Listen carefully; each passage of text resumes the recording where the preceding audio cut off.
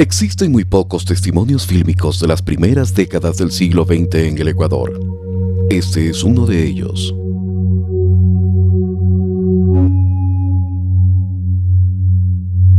Indara viaja en más de una ocasión al Ecuador para filmar la vida en Guayaquil y en Quito. En Guayaquil, documenta la actividad del río Guayas con embarcaciones de todo tipo, cargadores, comerciantes. Al llegar al puerto en mayo de 1929 y antes de desembarcar, realiza su primera toma, una larga panorámica que recorre el frente de la ciudad hacia la ría. Se distinguen claramente los dos grandes edificios modernos de la municipalidad, inaugurado meses antes, y el adjunto de la gobernación que para entonces ya tenía un lustro.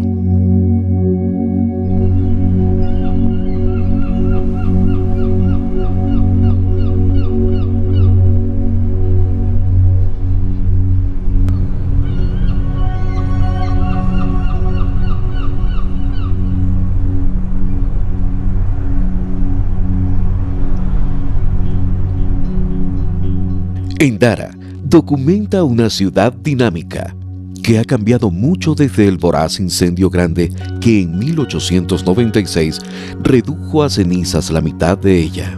La frágil y peligrosa madera ha sido reemplazada paulatinamente por los nuevos materiales de construcción del siglo XX, el ladrillo y el cemento.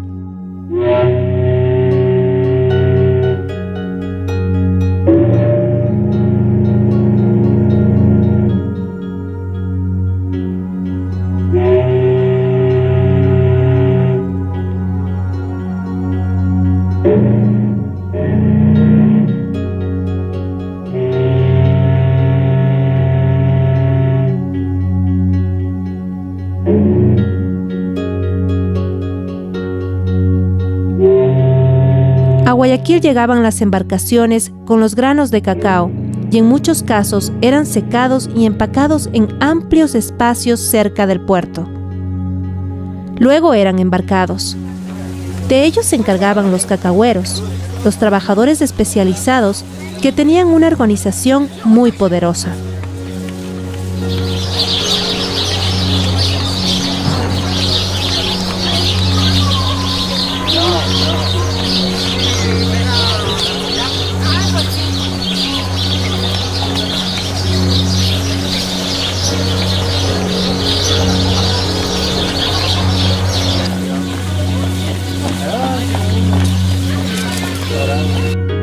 No lejos del malecón, registra una de las pocas tomas panorámicas de la ciudad en esos años.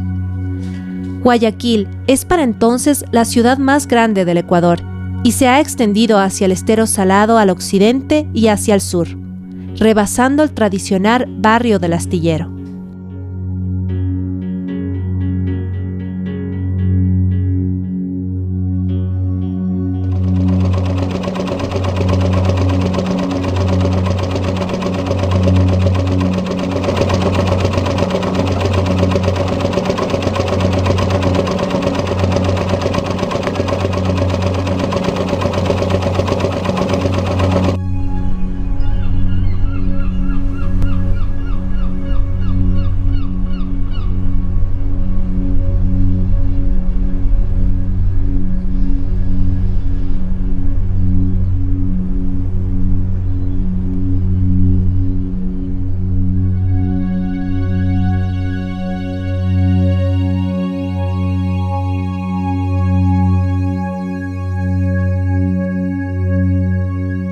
En este film sobre el Ecuador hay algunas tomas en las que aparece el mismo fotógrafo con su cámara, aquí con un barco de fondo. Carlos Indara Andrade viajó acompañado por su sobrino panameño Guillermo, hijo de su hermano Victoriano, socio de su estudio fotográfico en Panamá. Guillermo le ayudaría en las filmaciones y en las proyecciones que realizó en Quito e Ibarra.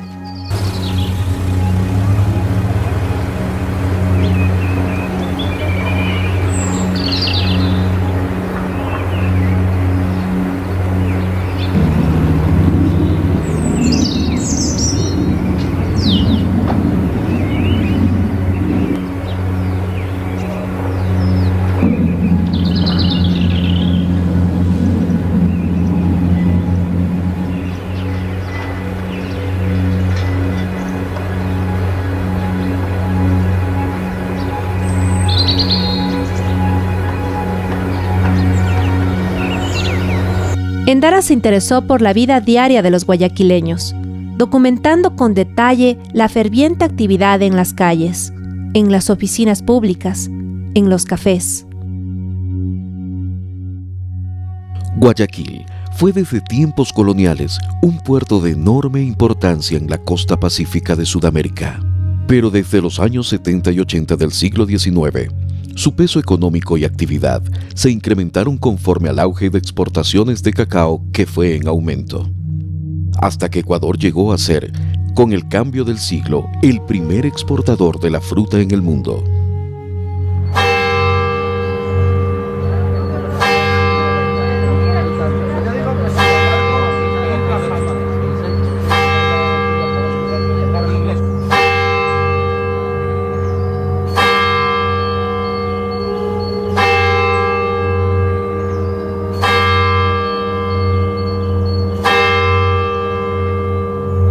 También Guayaquil era el lugar de desembarco de las importaciones que se incrementaron con el auge económico.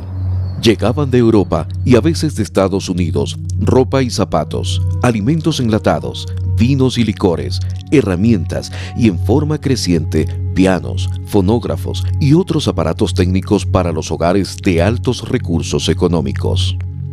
De Chile y Perú venía trigo y productos de clima templado.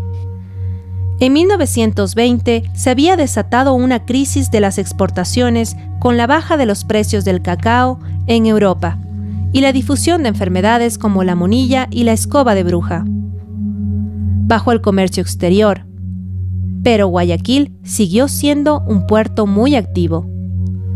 En 1920 se había desatado la crisis mundial que se inició con la caída del Wall Street en Nueva York.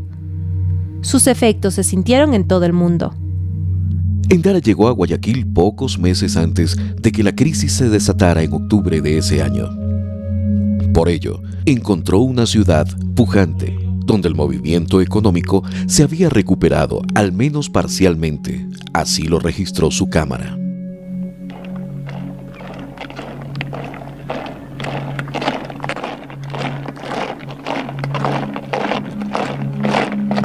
La paciencia del experimentado fotógrafo le permitió capturar un desfile militar con su banda de música. La guarnición del puerto principal fue siempre la más numerosa del país. Al fin y al cabo, la ciudad más grande debía tener fuerte protección. Además, como los militares tuvieron siempre influencia política, debían estar presentes en la ciudad más grande del país. Pero en realidad, la gran mayoría de los miembros del ejército, oficiales y tropa, provenían de la sierra.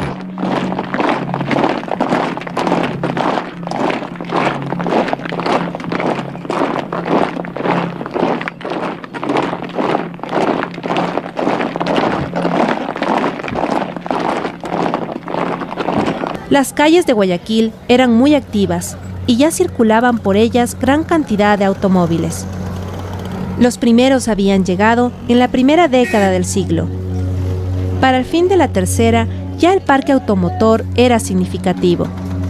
Había automóviles de variados modelos, en su mayoría importados de Estados Unidos.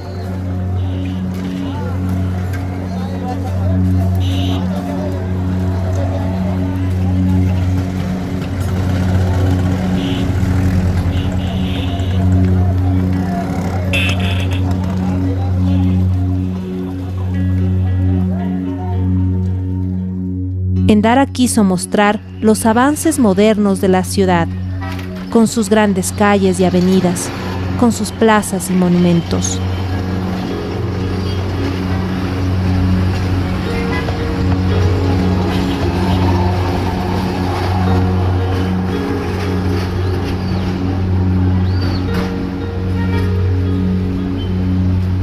La emblemática Plaza Centenario ya albergaba el monumento a la gesta del 9 de octubre de 1920.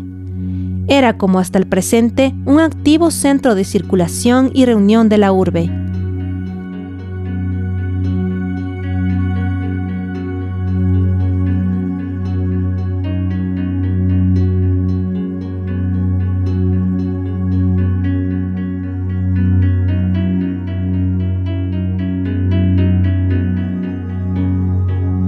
Más adelante, captó también escenas de la Plaza San Francisco con su monumento a uno de los más grandes guayaquileños, Vicente Rocafuerte, protagonista de la independencia y segundo presidente del Ecuador.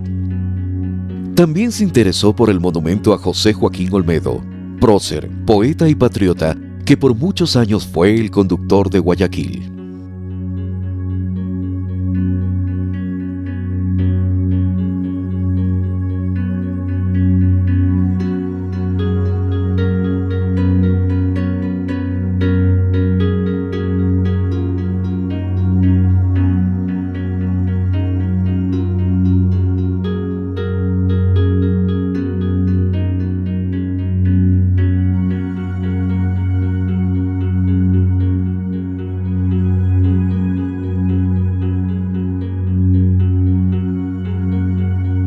A Carlos Endara le debemos las únicas tomas en cine que se conservan desde el desaparecido American Park, un gran parque acuático de propiedad de Rodolfo Vaquerizo Moreno, ubicado en el estero del Salado. Las modernas instalaciones, concebidas con la idea de imitar al parque acuático de Coney Island, en Nueva York, fueron inauguradas en el año 1922. Este balneario popular convocaba todos los fines de semana a una multitud de visitantes que arribaba en autobuses que salían desde la Plaza San Francisco y que en solo 5 o 6 minutos llegaban al lugar. El experimentado fotógrafo muestra las amplias instalaciones y se detiene con sus secuencias fílmicas en un tema concreto, la tabla de saltos. Los planos de esta secuencia se centran en el movimiento acrobático de quienes suben a la tabla y hacen sus piruetas aéreas antes de caer al agua. Estos vuelos atléticos ganan con la luz del atardecer una belleza especial.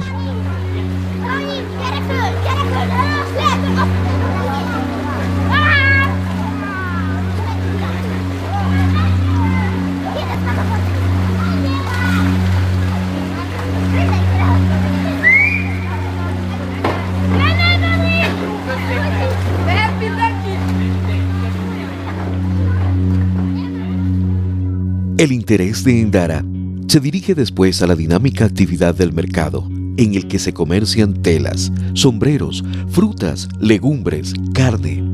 Unos años antes de su llegada a Guayaquil, la municipalidad había construido un moderno mercado central, el cual ocupaba una manzana entera. Rápidamente se convirtió en un centro comercial vital de la ciudad. La cámara registra el enorme ajetreo de compradores y vendedores y se muestra cómo las actividades comerciales se extendieron a las calles adyacentes, donde se vendían todo tipo de artículos. En el año 2019, la Municipalidad de Guayaquil, después de varios meses de trabajo, rehabilitó y modernizó este icónico mercado porteño. ¿Cuántos?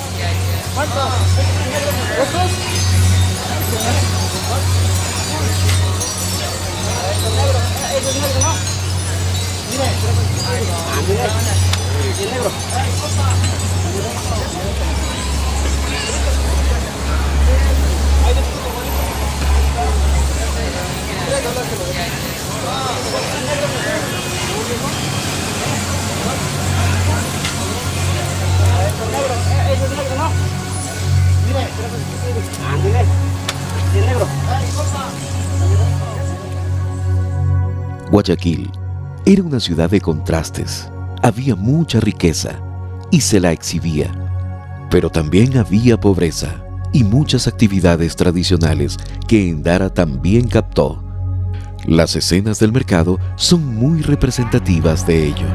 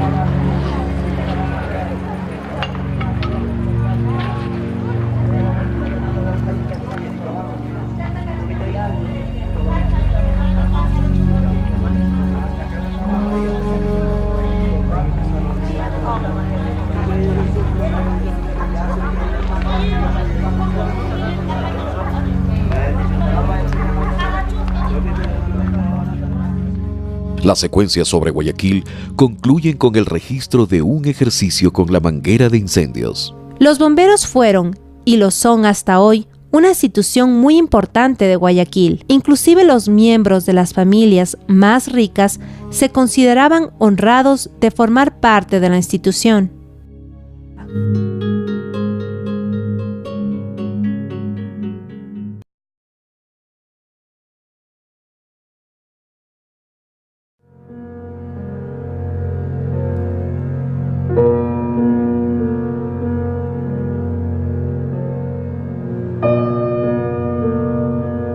Llegado a Quito, Endara documenta la urbe y su vida cotidiana.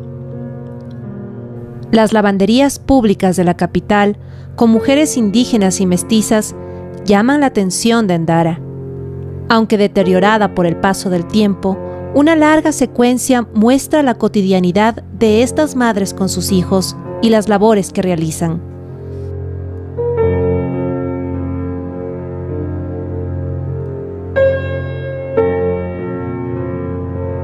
La capital ecuatoriana se había renovado gracias al ferrocarril, el cual permitió una rápida y eficiente comunicación con Guayaquil y el mundo.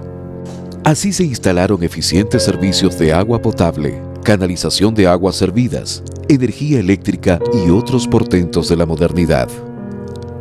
La municipalidad creó, entre otros servicios, lavanderías públicas y baños, y desarrolló una enérgica campaña higienista. Endara visita varias residencias de los notables de la capital, tanto de la antigua aristocracia de raíz colonial, como de los grupos emergentes vinculados al comercio y a los servicios. Reciben a Endara, entre otros, los hermanos Mantilla Jácome, notables emprendedores de la época. Son los fundadores y dueños del diario El Comercio, de varios hoteles y de la principal cadena de teatros y salas de cine. Son representantes de los nuevos grupos económicos de la capital.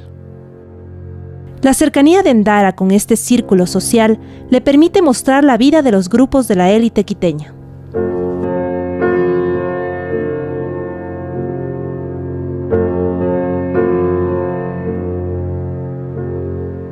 El pintoresco santuario de la Virgen de Guápulo llama su atención.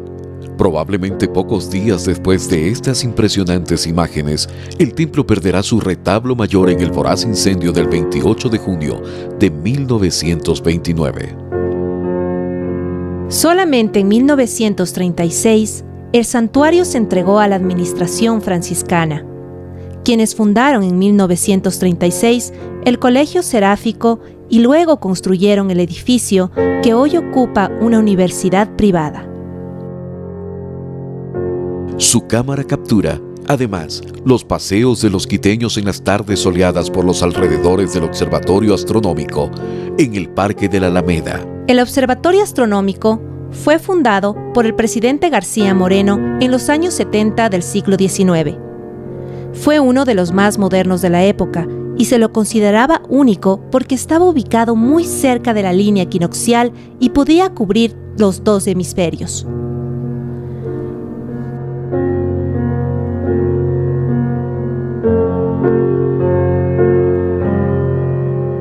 Endara ingresa en las mansiones de las familias aristocráticas de Quito. Quizás la más importante era la de la familia de Jacinto Gijón y Camaño, terrateniente, industrial, investigador histórico, arqueólogo y dirigente político que tuvo gran influencia y llegó a ser el primer alcalde de Quito.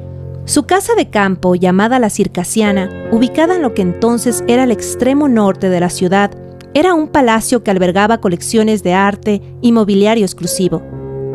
Ahora es sede del Instituto del Patrimonio Cultural y su parque se ha conservado frente a la avenida 10 de Agosto.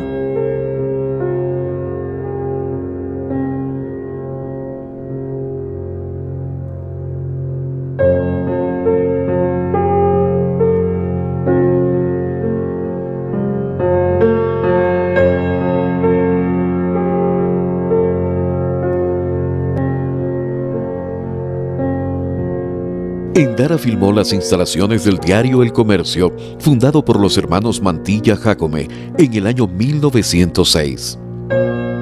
Fue uno de los primeros diarios de la capital y logró convertirse en su medio de comunicación más importante de Quito y en una empresa de grandes dimensiones. Para entonces, la capital había crecido y necesitaba un periódico grande y profesional. Diario El Comercio llegaba a todo el país, en especial a la Sierra Norte y Centro, donde todavía no se habían establecido diarios. Tenían periódicos semanales u ocasionales. Diario El Comercio apareció el mismo año que se fundaron el Banco Pichincha y la Cámara de Comercio de la capital.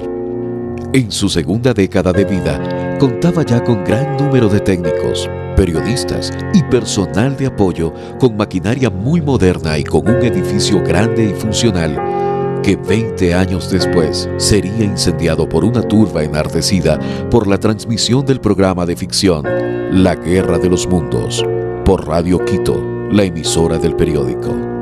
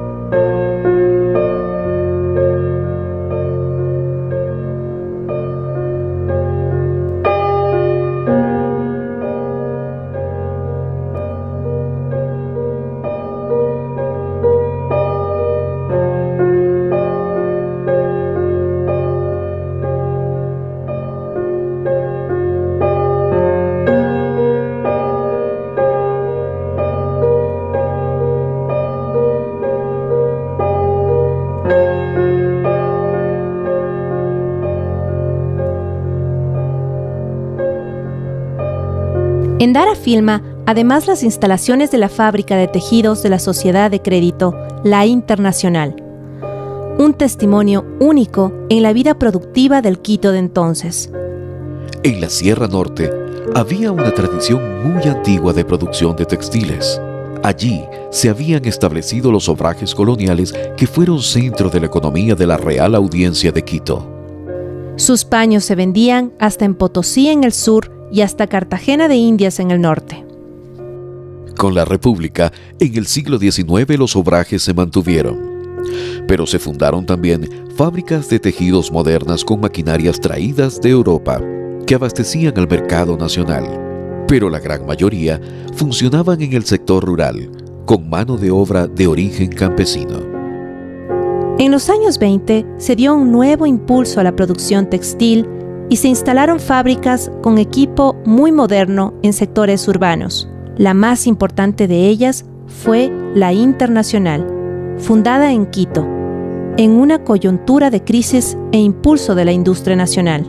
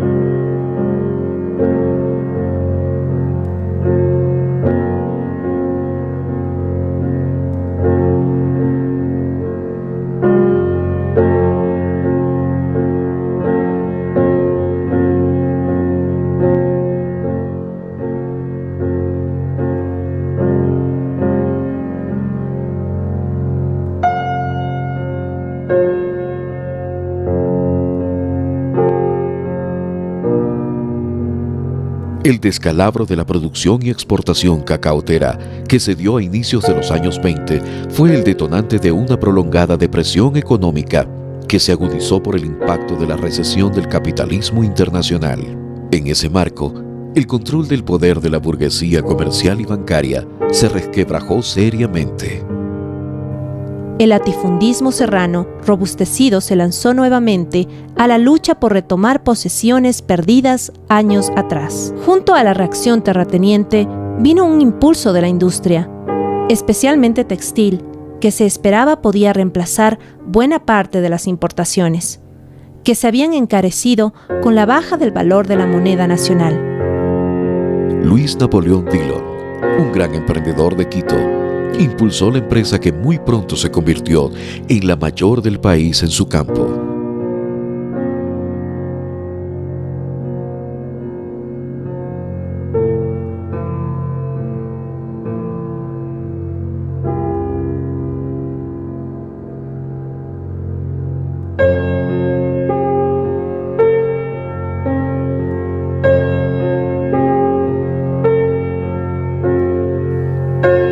La Internacional importó maquinaria de punta que Endara pudo captar en pleno funcionamiento durante su visita a la planta. Quería mostrar el lado moderno de Quito y del país. Captó a los trabajadores en plena labor frente a las máquinas, destacando la presencia pionera de mano de obra femenina dedicada a varias labores.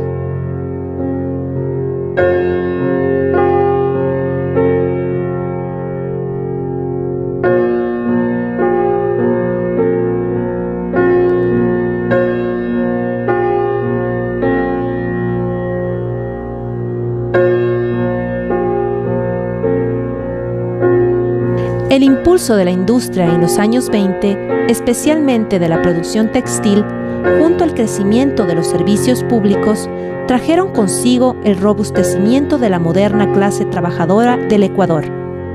Los sindicatos fueron abriéndose paso entre los gremios artesanales y se transformaron en el eje de las organizaciones sociales del país que se movilizaron durante los agitados años 30. Crecieron además en esos años los sectores medios robustecidos por la implantación del Estado laico, que luchaban por ampliar su reducida de poder político burocrático. Los grupos de pobladores comenzaban a crecer en los suburbios de las ciudades más grandes. A todos estos grupos abastecía la nueva industria textil.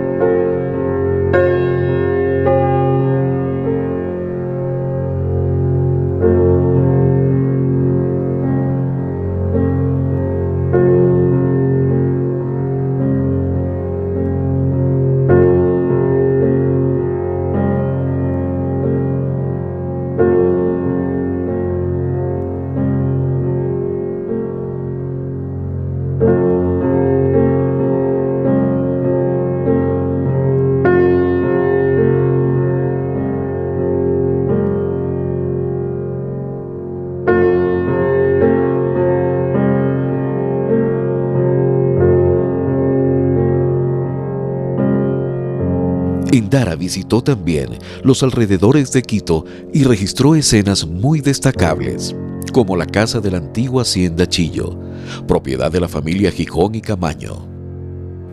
Fue una de las propiedades más ricas del valle del mismo nombre. La antigua mansión de origen colonial fue ampliada en el siglo XIX y equipada con los servicios modernos de agua potable y luz eléctrica a inicios del siglo XX. Sus grandes habitaciones y sobre todo sus jardines y parques se hicieron famosos, no solo por su belleza, sino también porque en ellos se sembraban plantas traídas de otros lugares del mundo. En la hacienda funcionó el antiguo obraje y luego la fábrica textil Chillo Gijón, también propiedad de la familia Gijón y Camaño, que había emprendido también un proceso de modernización de las instalaciones. Endara visitó la fábrica y registró su funcionamiento. Endara busca documentar ampliamente el desarrollo industrial del país, pero también las bellezas naturales, los jardines y paseos de las grandes quintas que se alzan en el Valle de los Chillos.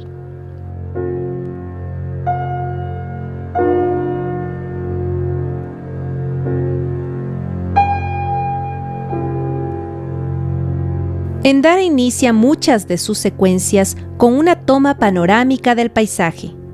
Al regresar de la ciudad, de su recorrido por el vecino Valle de los Chillos, registra el panorama de la ciudad al descender desde la loma de Puengasí. El fotógrafo y sus anfitriones recorren las instalaciones del Hospital Eugenio Espejo, el Hospital Civil, como originalmente se llamó este centro de salud. Fue el segundo hospital de la capital. Respondió no solo al crecimiento poblacional, sino también a nuevos conceptos sanitarios. Planificado en 1902, se paralizó la obra en 1907 por falta de recursos. Con profundas modificaciones se retomó la obra en 1917 y esta no se concluiría sino hasta 1933, dándole el nombre del ilustre médico y precursor de la independencia, Eugenio Espejo. La modernidad también se registra en los servicios de salud privados. Cuando ingresa con su cámara a la prestigiosa Clínica Ayora, establecida en 1911 por el doctor Isidro Ayora en asocio con los médicos Ángel Sáenz y Ricardo Villavicencio Ponce.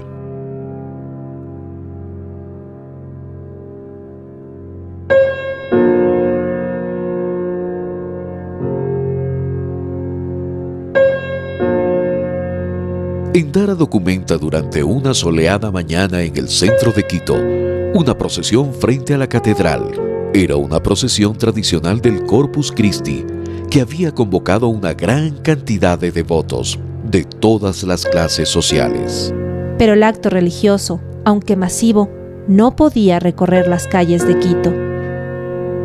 Se reducía a salir de una puerta de la iglesia, recorrer el atrio y entrar por otra puerta.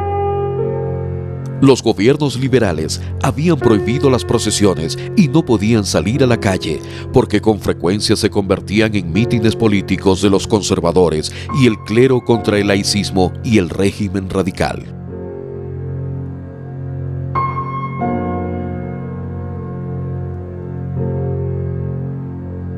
La iglesia y el convento máximo de San Francisco han sido siempre dos íconos de Quito.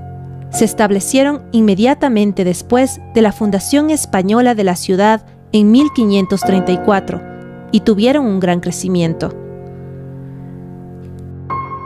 La iglesia era la más grande de Quito y una de las más ricas, con su estilo colonial muy característico.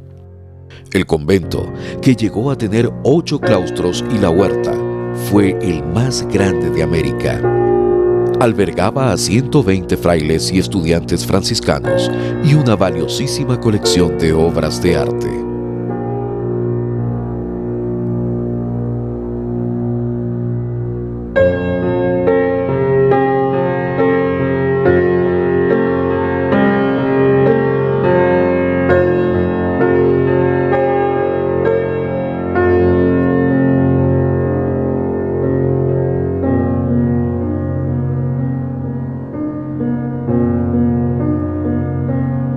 año 1892 se había inaugurado el monumento a Antonio José de Sucre, gran mariscal de Ayacucho, y para inicios del siglo XX ya era un centro importante de comercio y conexión con el sur, especialmente con la estación del ferrocarril en Chimbacalle.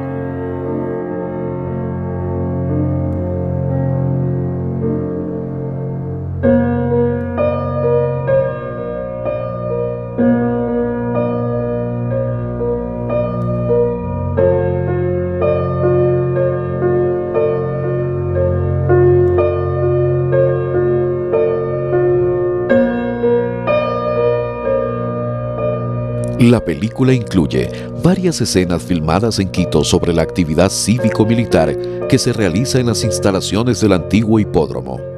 En la tribuna de honor es posible reconocer al presidente Isidro Ayora y a su ministro Julio E. Moreno.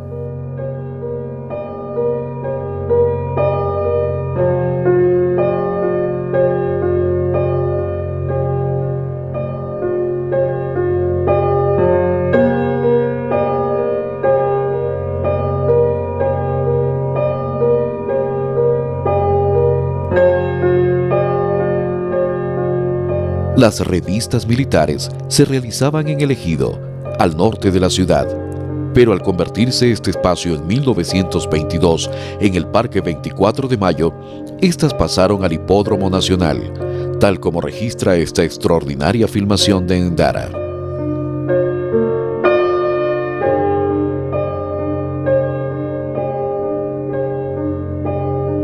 El hipódromo era una empresa privada y se ubicaba al norte de la actual Avenida Colón, cerca de la 6 de diciembre.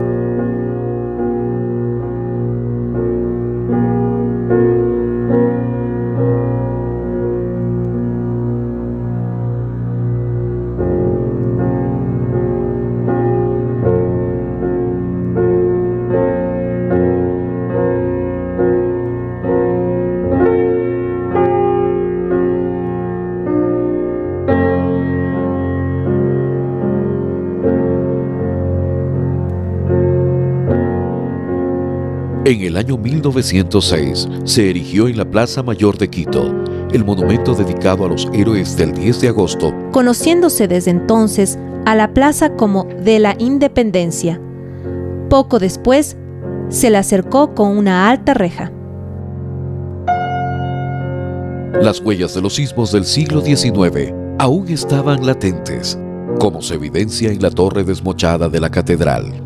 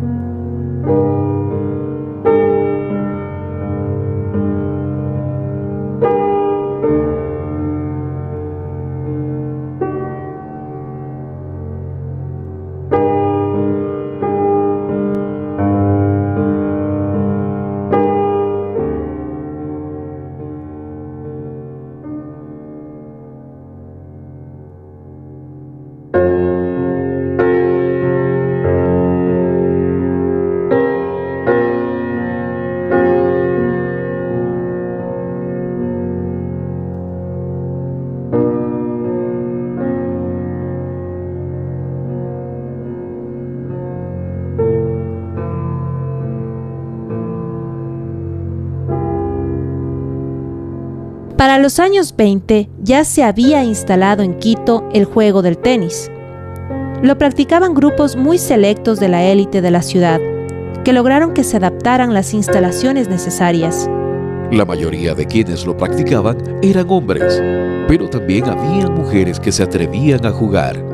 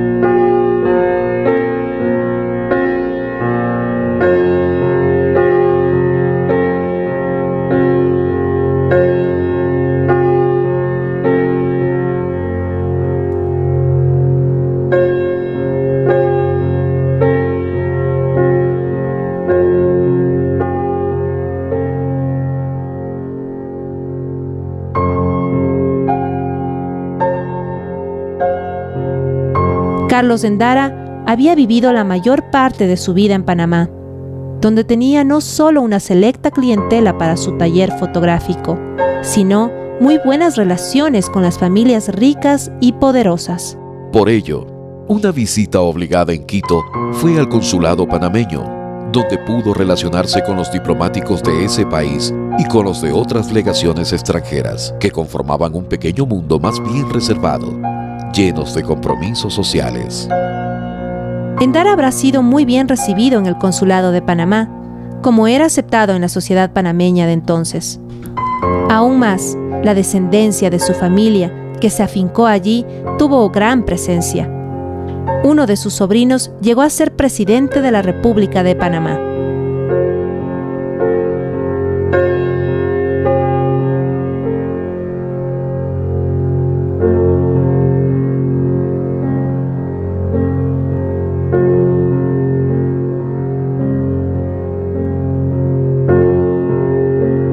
La película de Endara es un excepcional testimonio de la vida del Ecuador al final de los agitados años 20. No solo captó variadas escenas de la vida del país, sino que logró percibir y proyectar en su película la gran diversidad del Ecuador. Con su vida sencilla y tradicional, con sus expresiones populares, pero también con la vida de las élites, sus modas, sus prácticas y gustos recién adquiridos. También consiguió visualizar el espíritu de una época en que el país estaba cambiando y al mismo tiempo pervivían varios rasgos del pasado.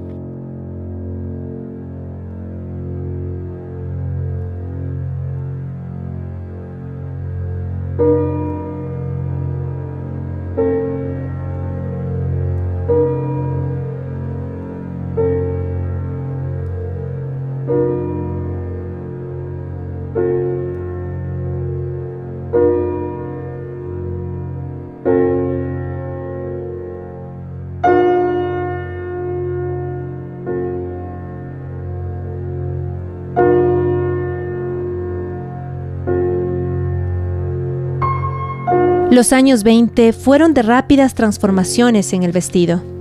Las costumbres públicas y privadas, la vida de la gente, su organización, sus diversiones, su pensamiento, en buena parte marcado por la insurgencia social.